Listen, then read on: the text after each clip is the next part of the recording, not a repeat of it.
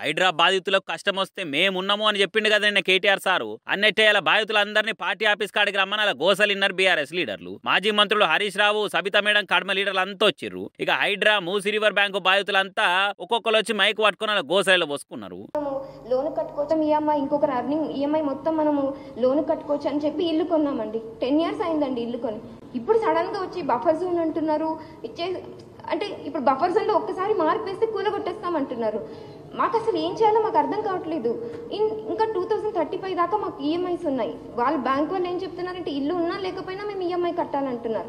అదేలా అవుతుంది? అండ్ దీంతో పాటు ఇంకొకటి ఏంటంటే ఈఎంఐ కట్టకపోతే మా మీద రివర్స్ కేర్స్ వేస్తారంట. అంటే మేము ఇల్లీగల్గా వాళ్ళకి డాక్యుమెంట్స్ ఇచ్చి మేము ఇచ్చేసామని మా మీద వేస్తారు. సో ఏదని బర్డన్ మేము బేర్ చేయాలండి. పాపం ఇట్లా బాధిత పబ్లిక్ అంతా అలా బాధలు చెప్తుంటే హరీష్ సార్ కళ్ళు చెమ్మగిలినాయి.